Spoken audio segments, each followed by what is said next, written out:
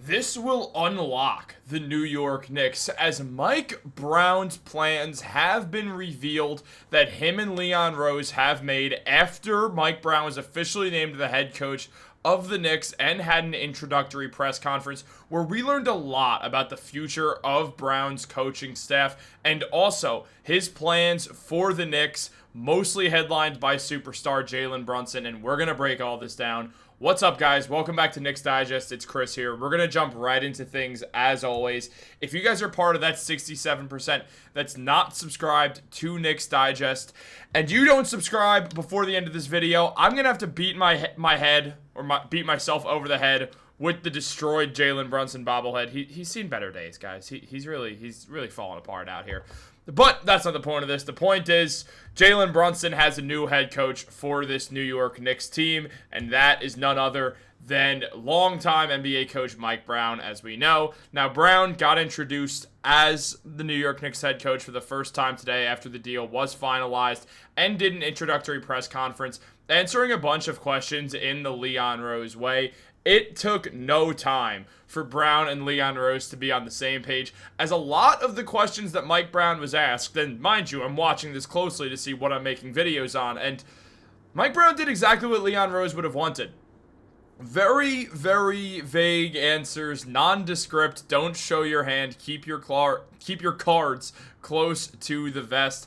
Everything that Knicks fans have seen for a while now with the New York Knicks. Now, we saw this with Tom Thibodeau as well. He wasn't giving a whole lot away on this team and what the plans were and what they were going to be doing moving forwards. That wasn't part of Tom Thibodeau's arsenal. He wasn't doing that very often. And Leon Rose, that's the way he likes it. So we saw that with Mike Brown again. Though a lot did start to come out in regards to what Mike Brown's team is going to look like with this coaching staff specifically, but also just what his plans are for this unit. Now, it was mentioned by Mike Brown himself saying, Leon and I just started sitting down and talking about different ways to formulate a coaching staff. That's going to be a process. That's ongoing. Who knows how long it will take. And on top of that, we saw Stephen Bondy reveal that Mike Brown is expected to hire a new associate head coach, a move that will change the dynamics in the front of the Knicks bench by giving Rick Brunson a lesser role. So Brunson is getting a demotion here.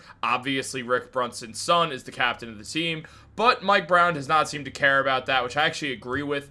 Now, as Stephen Bondy said, it's viewed as a gesture by the organization to give Brown more control while simultaneously addressing the distractions or perceptions of conflicts of interest that arose last season by having the star player's father as the top assistant. Now, look, I'm going to be completely honest about this whole thing. I don't think any of JB's teammates cared that Rick was the associate head coach of the team.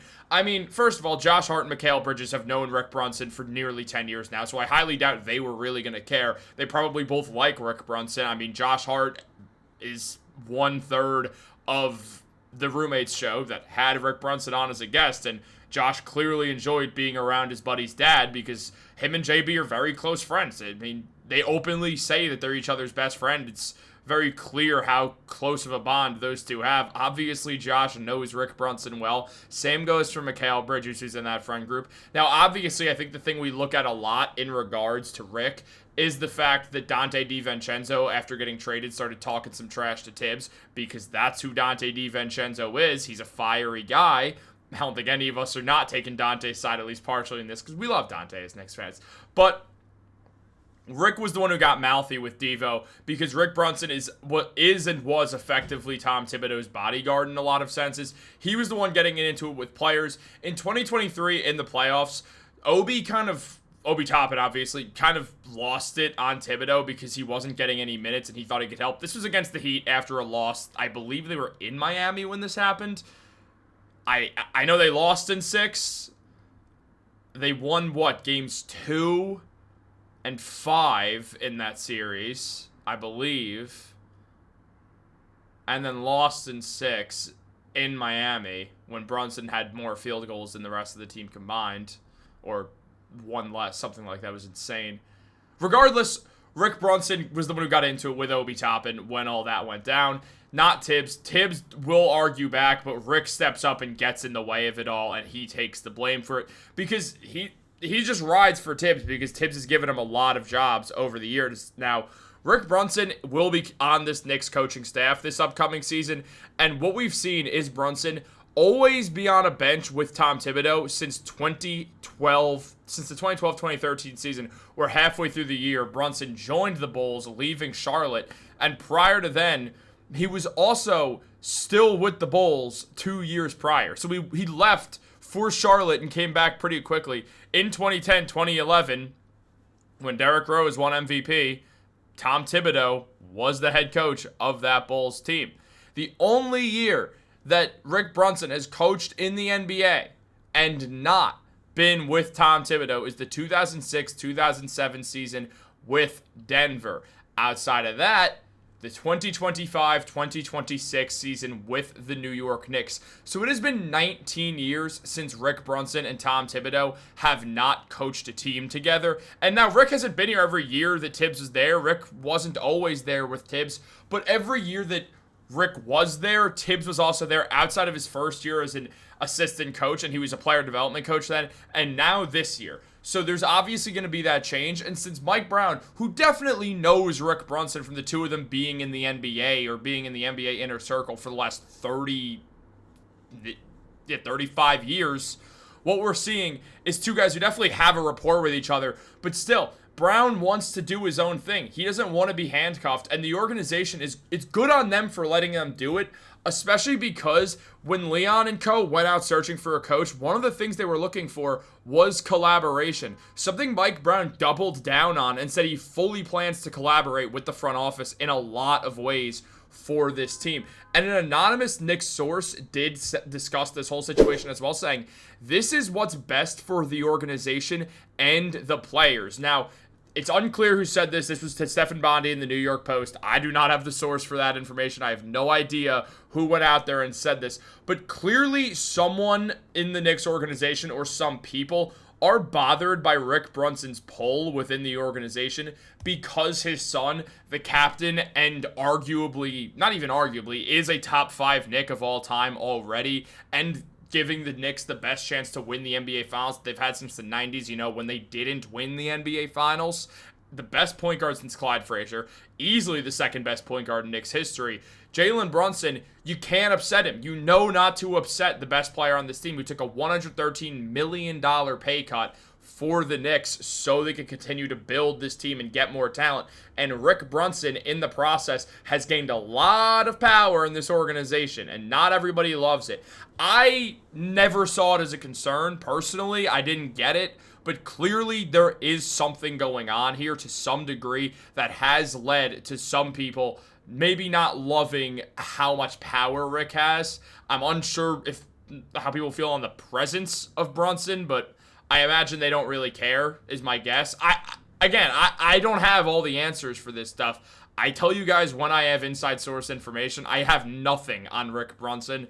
So this is what we're hearing. This is hearsay from Stephen Bondy, who is very, very tapped in, a million times more tapped in than I ever have been or ever will be. But diving into what Mark Stein mentioned, he said it's believed that the Knicks also, with the Mavericks, have interest in Phil Handy for Mike Brown's new staff in New York after they work together with the Lakers and the Cavaliers. Now, that's another interesting part of things here. Phil Handy does have 3 championships between the Cavs in the 2015-16 season, the Raptors in the 2018-19 season, and the Lakers in the 2019-20 season. Since then, outside of last season, Handy's been with the Lakers, and now there has been just a bunch of questions about what's going to happen with him. He's a very well-respected head or assistant coach that people wonder why he hasn't gotten a head coaching job yet. I think the Knicks will go hard for Phil Handy. They're very happy spending money, so I wouldn't be shocked to see that one bit for this team going forwards. Outside of that, you do just then start to look at the Jalen Brunson aspect of everything here because, again, when Rick Brunson gets involved and someone's replacing him, you start to look at Jalen Brunson in the Knicks system. Brunson has put up 30 points per game, 7 assists, and 4 rebounds in the 42 playoff games that he's played with this team. He's not missed a playoff game with the Knicks, and he shot 46% and 33.6% from 3. He's truly been one of the best players the Knicks have ever had on this team, and you can't upset him. And there is an update on him with Mike Brown, and Brown said, everybody knows I like to play fast. Like I said, we have an outstanding roster. I'm excited about that. To have a guy like Jalen out there gives you the type of versatility to play all the types of ways, which is going to take over the course of a ball game. For the first time ever, Mike Brown is playing a system or coaching a system that is fast-paced. They like to get out in transition, and they do have guard-dominant systems. That's how Mike Brown works.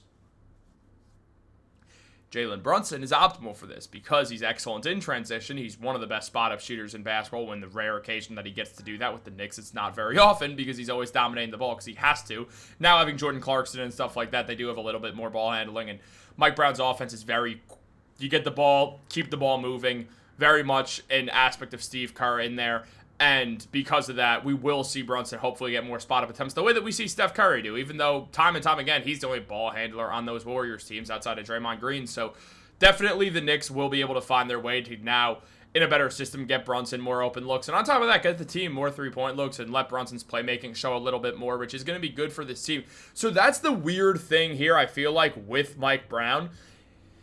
Yes, he's demoting Rick Brunson, but he's also, in a way, promoting Jalen Brunson's game into higher efficiency and better play that'll lead to more wins. So I don't think Jalen's going to care that his dad's kind of getting a bit of a demotion. Rick is going to be on the bench at the end of the day. He's not going anywhere. And I think with everything that we're looking at right here, it does make a ton of sense for all these moves to happen. I would absolutely love if the Knicks could get Phil Handy. I think they're going to try for Borrego first, but they would fall back on Phil Handy, and Phil Handy's not even a fallback option. He's way too good to be considered that. Guys, what do you think? Let me know in the comments down below. What do you think of Mike Brown's press conference? Like this video, subscribe, turn on post notifications. Have a great day, and go Knicks.